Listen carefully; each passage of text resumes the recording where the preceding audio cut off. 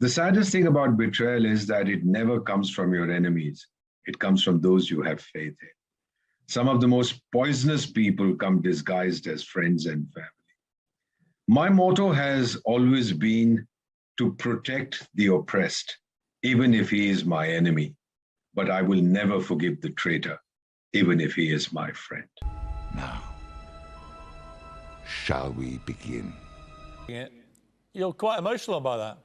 Well, it's just, it's been, you know, it's been such a tough year for so many people, and there's William Shakespeare putting it so simply for everybody that, you know, we can get on with our lives, and you know. Without proof of the vaccine, you can't go into a pub, club, restaurant, gymnasium, anywhere at all. You can't travel, theatre, you can't even go into work. I mean, personally, I have to say, I don't even think that we should allow people on the streets unless they've had the vaccine. You've had your booster, and when you see people who will not take it, putting themselves at risk, it's said, how do you feel the same way I do? Does that make you angry? It makes me angry, especially in America where they talk about, it's my right, it's my freedom. No, it's not, because you are a killer. It is beyond boring now, listening to under 30s sanctimoniously preaching from their high horse because somehow they think they're immune from the virus and they don't have to do their bits to protect others from this vaccine, from this virus. I've had this conversation with many friends, and I'm willing to cut people off if they're not willing to get out there, get the jab, and protect others from this virus. I'm done with people like Joanna lecturing the public, lecturing the viewers at home, saying, well, I'm under 30, I'm not really at risk, it's okay, my body, my choice, this philosophical junk, and it needs to be stopped. I've talked about this a lot, but I'm appalled by this. Yeah. And I really think it's not acceptable. And if you work in NHS and care work, and you're a potential risk to the people you're caring for, you either have the jab or you don't go to work, I think. But wherever you are, we love you from the bottom of our hearts, and we know you love us. And we want to see you again. COVID-19 has kept us apart for way too long. We want to hug you, we want to celebrate with you, we want to worship with you. We want to play video games with you, preferably in the same room, so that we can see the look on your face when we beat you. But in order to do all that, we all need to take the COVID-19 jab. It's all of us in this together. Things will slowly get back to normal. Well, what they're calling the new normal. But in reality, the new normal will mean needing a vaccine for doing the kinds of things we used to take for granted. Because we love you, we want you to be safe. We don't want you to be left out or left behind. Don't let your concerns be the thing that widens racial inequality in our society. Don't let coronavirus cost even more Black lives. Because we matter. But look, those measures, those Plan B measures, are only in place because the Labour Party stepped up and acted in the national interest. The right thing to do, according to the evidence. Mr. Hancock, you've introduced a law by which a perfectly healthy individual could be incarcerated for 10 years for wrongly misleading about the fact he or she had been to Portugal. Perfectly healthy individual locked up for 10 years. What is your legal background on that? Well, I understood you were an economist. I didn't know you had a background in law. The position I find myself is that I think it is incredibly important that we protect our borders in order to keep people safe. And given all the progress that we're making, we've got to protect that progress. And that's the approach that I'm taking. I make no apologies for it. I think it is very important. I'm not asking you to apologise. I'm just asking you to justify why it's the same stretch as if I was carrying a firearm, and it's longer if I attempted to have sex with a 13-year-old girl for coming in from Portugal. What makes you think that's the right stretch? We made the big call to refocus our National Health Service, necessarily requiring the difficult postponement of many other appointments so that we could double the speed of the booster programme. And I want to speak directly to all those who have yet to get fully vaccinated, the people who think the disease can't hurt them. Look at the people going into hospital now. That could be you. Look at the intensive care units and the miserable, needless suffering of those who did not get their booster. That could be you. One of the big pluses for me is that with vaccine passports, and again, I do share some of Beverly's concerns about sort of state control and all of that, but with vaccine passports, we can potentially get rid of all the social distancing, all the stuff that we've had in the past.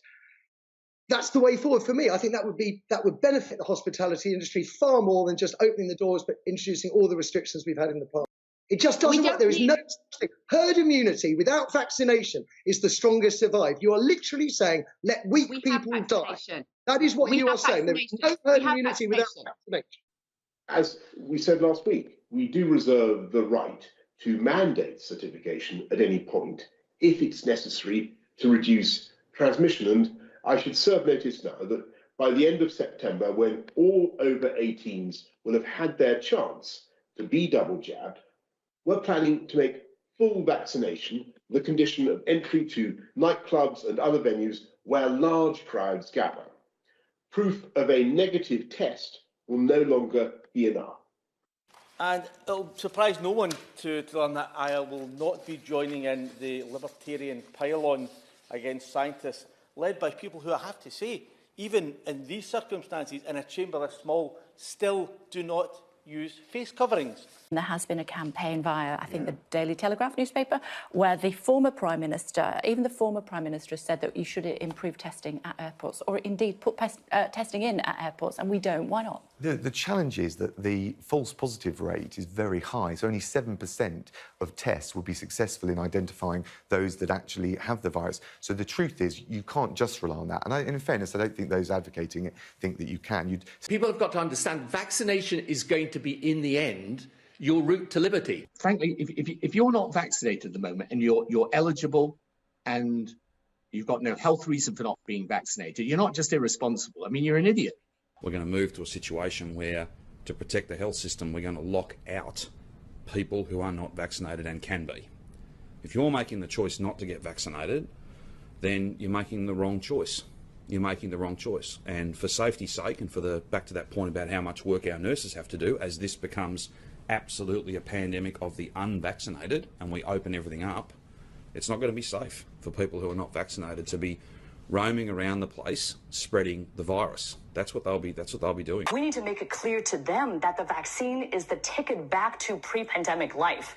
And the window to do that is really narrowing. I mean, you were mentioning, Chris, about how all these states are reopening. They're reopening at 100%.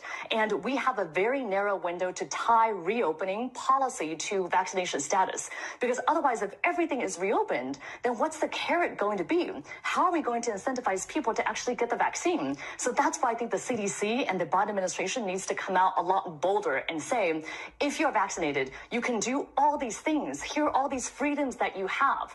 Because otherwise, people are going to go out and enjoy these freedoms anyway. So I hear what you say about somebody exercising their freedom not to have a vaccine, and they're perfectly healthy.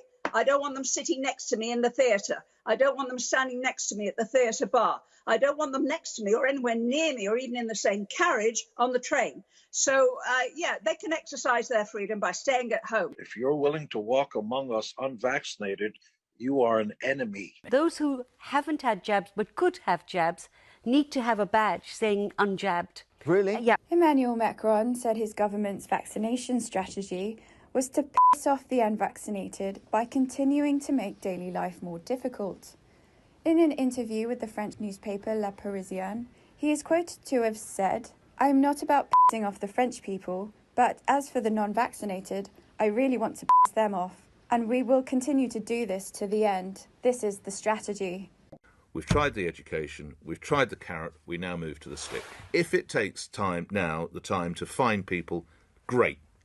Let's start. Let's never go with €100, make it £100, right? And it starts, and I tell you what, it's not 60, but let's make it 40 and above, starting on Monday, okay? Now, if we come round, knock on the door, and you can show on your phone, or you've got a letter or something, you've got an appointment, that's fine. But if you willfully oppose now, you're 40 and above, £100 fine in December, £100 fine in January, £200 in February, £300 in March, By the end of the year, you'll be spending about £1,000, and that might cut through your ignorance. Who is fully vaccinated or tested negative or has recovered from COVID can get one. And we have right now 15 member states that have already signed up. And from the 1st of July, all 27 member states have to apply these EU digital certificates for the COVID. I am planning now to start my tour through 27 member states for the Next Generation EU, our Recovery and Resilience plan, and I'm very curious to test and to see how this certificate will work. Thank you. When are we going to stop putting up with the idiots in this country and just say, it's mandatory to get vaccinated? F*** them, f*** their freedom. I want my freedom to live. Dr. Fauci said that if hospitals get any more overcrowded, they're going to have to make some very tough choices about who gets an ICU bed. That choice doesn't seem so tough to me. Vaccinated person having a heart attack? Yes, come right on in. We'll take care of you. Unvaccinated guy who gobbled horse goo? Rest in peace, Wheezy. If you decide that you don't want a vaccine or a booster, then you can decide not to go to hospital however ill you get. And that is your right. So you would leave the unjabbed at home to die if they had a heart attack, if they suffered from a stroke? We just have to make people understand that, no jab, no life. And that's how it is. Justin Trudeau, I thought he was kind of a cool guy. Then I started to read what he said. This is a couple of weeks ago.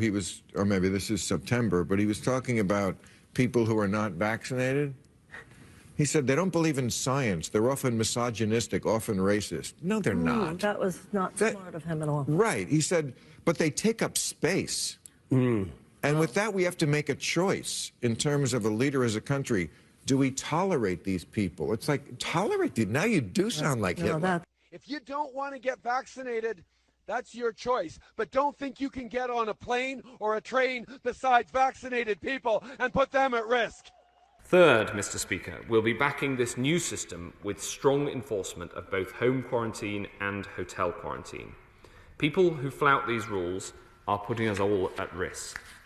And we'll be putting in place tough fines for people who don't comply. This includes a £1,000 penalty for any international arrival who fails to take a mandatory test, a £2,000 penalty to any international arrival who fails to take the second mandatory test, as well as automatically extending their quarantine period to 14 days, and a £5,000 fixed penalty notice, rising to £10,000 for arrivals who fail to quarantine in a designated hotel.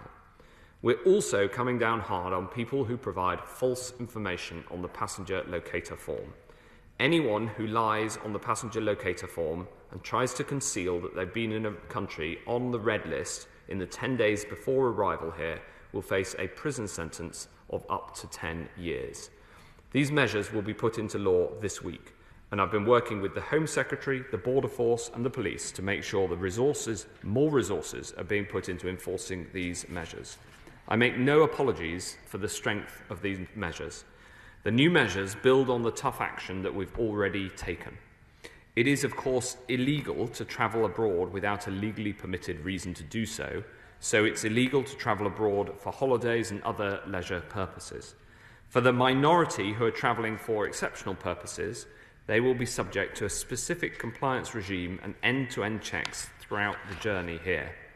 People who refuse to accept vaccines, I think the right response for them is not to force them to, but rather to insist that they be isolated. Don't get the vaccine, you can't go to the supermarket. Don't have the vaccine, you don't show it, can't go to the ball game.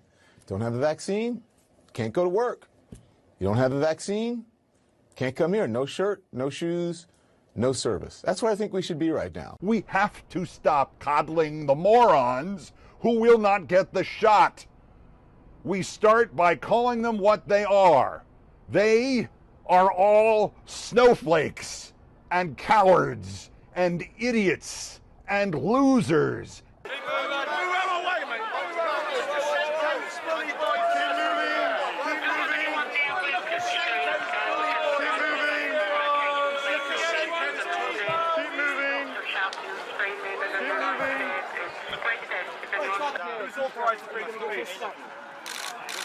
Who's authorised the breach of the peace? Find out for you later, but not just this minute. It's in place, so you need to know. Not that way. Because it's blocked. You're not going that way because of COVID. Don't touch me. Just move away from it. I know you're big and strong, but you want to fight. Not everyone.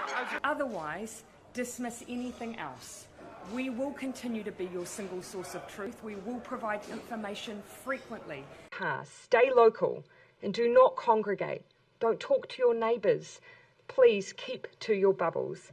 We know from overseas cases of the Delta variant that it can be spread by people simply walking past one another. So keep those movements outside to the bare minimum, wear a mask, and make sure you keep up that physical distancing. To winter. I'm going to come on to it in the detail of my speech. But one important feature of this proposed legislation is that it gives staff a grace period in which to get vaccinated. The longer we take on this, the more risk there is to having that grace period. But one important feature of this proposed legislation is that it gives staff a grace period in which to get vaccinated. Yeah, I mean, look, it's complete nonsense to claim that vaccine passports mean that you're being forced to get the vaccine. Everyone has a choice. We have choices in all parts of our lives every day, but choices have consequences. And if you're not willing to take the step that is scientifically proven to make yourself safer and those around you safer by getting your free 2 doses of the vaccine, then you are making a choice that has a consequence that you can't do some other things.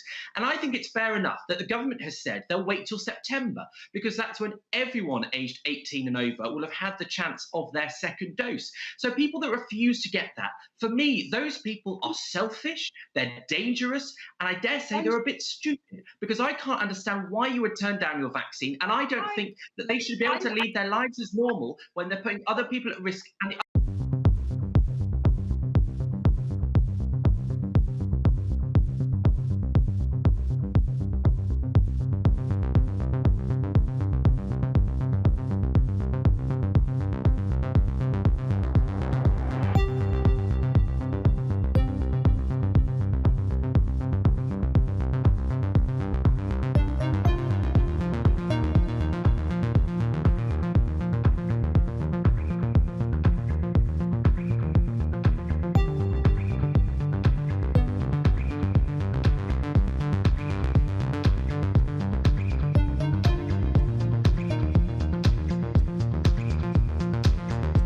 It's my privilege to have been asked to conduct our service today to celebrate the life of Alan Wright. I therefore offer you all a very warm welcome as we unite in love and friendship to...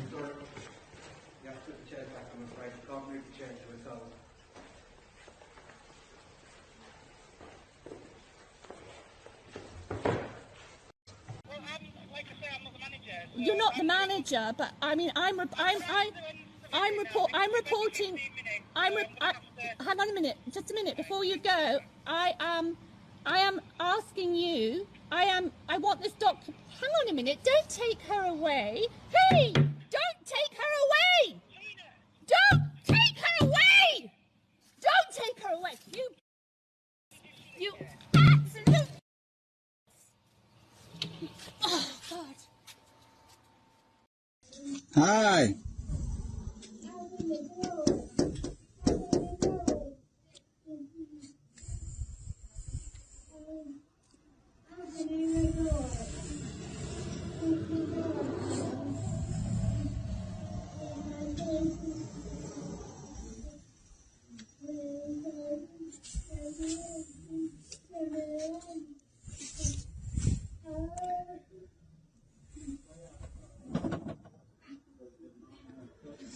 Yep.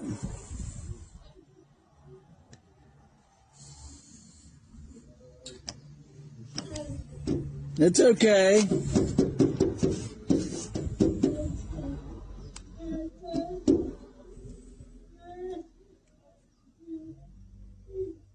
Hey, I love you.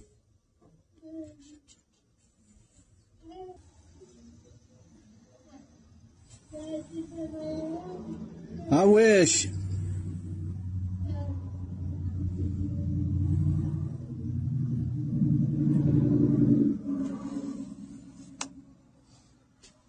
She still got that ankle monitor on? Damn prison.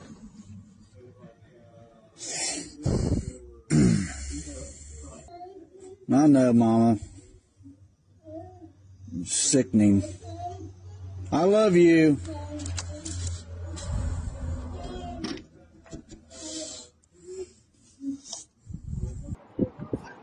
Excuse me, is this your timeout from the red flight?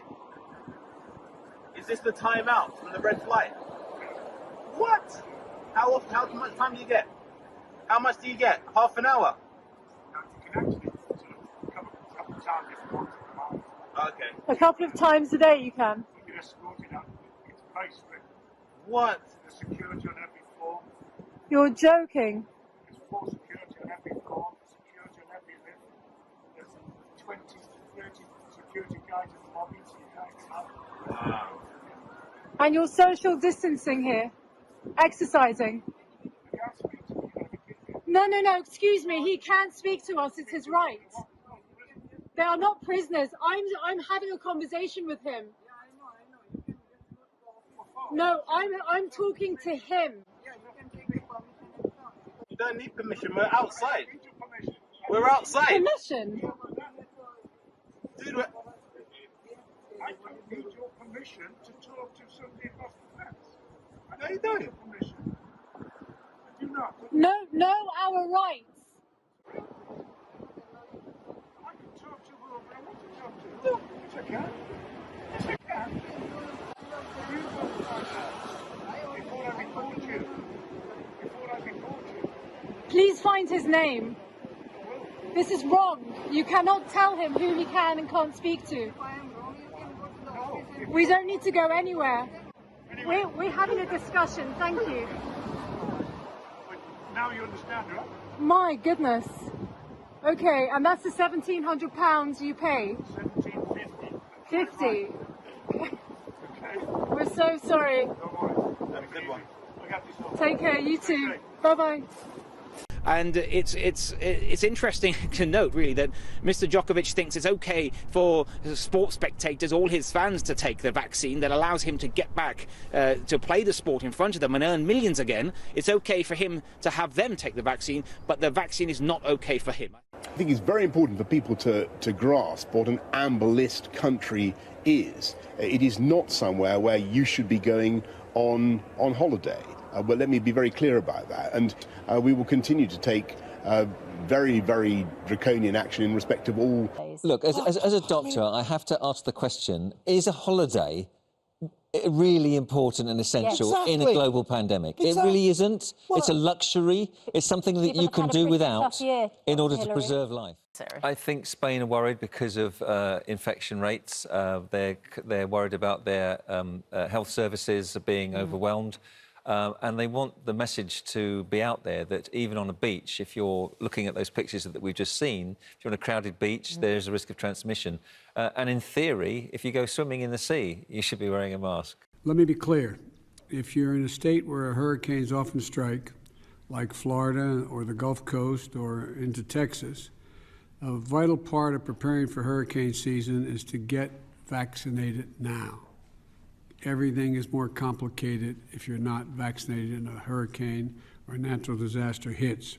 What we're putting out today is saying we should really distinguish between the vaccinated and the unvaccinated. So both here at home, if we do have to adjust some of the freedoms about vaccine refusers.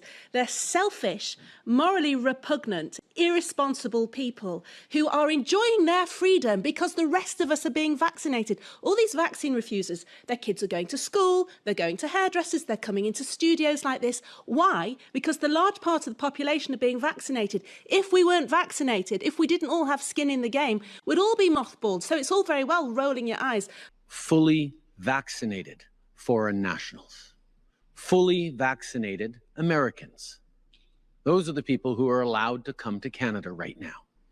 Because we know that this fourth wave that is filling up ICU beds and putting a strain on healthcare systems across the country and slowing down our economic recovery in certain parts of the country is a wave that is affecting the unvaccinated. This is going to be like, so you basically said this is going to be like, well, it's almost like, you probably don't see it like this, the two different classes of people. If you're vaccinated or if you're unvaccinated, you have all these rights. If you are vaccinated... That is what it is, so, yep. So you basically said this is going to be like, well, it's almost like, you probably don't see it like this, the two different classes of people. If you're vaccinated or if you're unvaccinated, you have all these rights. If you are vaccinated... That is what it is, so, yep. Myths about the vaccine that needs to be addressed. We still need more education. Every day I read such nonsense on social media about these vaccines from ignorant, ill-informed people. Right, so that we've lost in care homes through the pandemic for over 40,000. Why would you put elderly people at risk or vulnerable people at risk just because a few people are not prepared to have the jab? They keep going on about human rights and all this nonsense. The world's changed. We need to get everybody jabbed. It should be no job, no jab, no job, no travel if you've not had the jab. It should give them no of the furlough money if they've not had the jab. I know it's not what people want to hear, but we need to stop pussyfooting around. It's the only option we've got at the moment to get through the pandemic. Why are we all against it? Or not all against it, but why are these people just causing a big scream up over nothing? I want to repeat it. If you are anti-mandate, you are absolutely anti-vax. I don't care what your personal vaccination status is. If you support, champion, give a green light, give comfort to, support anybody who argues against the vaccine, you are an anti-vaxxer, absolutely. Your personal vaccination status is utterly irrelevant. And if you are out there in any way, shape or form campaigning against this mandate, you are absolutely anti-vax. If you say pro-persuasion, stuff it, shove it.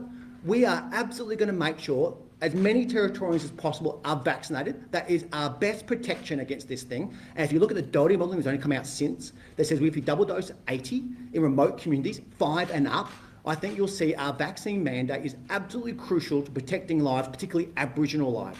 It may seem very controversial to some people, but the reality is that we now need forced vaccinations on the unvaccinated population.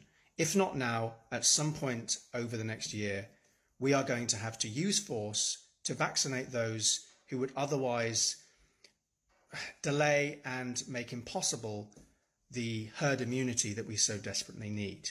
I don't take the vaccination only to protect me. I take the vaccination to protect all the people around me. And I don't understand where that is a limitation of freedom. Because if it is, then not being allowed to drink and drive is a limitation of freedom as well. The whole country could be locked down because our hospitals have been overwhelmed with people who chose to refuse the vaccine. So as far as I'm concerned, there should be a lockdown for the unvaccinated because they're the people that are going to burden the NHS. So I just want to say to all of you cowards out there, don't be such a chicken squat. Get out there and get shot. It goes, vaccine, vaccine, vaccine, vaccine. I'm begging of you, please don't hesitate. Vaccine, vaccine, vaccine, vaccine. Because once you're dead, then that's a bit too late. People not get it that it's the law here to wear a face mask. We just noticed when you walked in you weren't wearing a mask. But why is that, sir? Do you care? Do you care?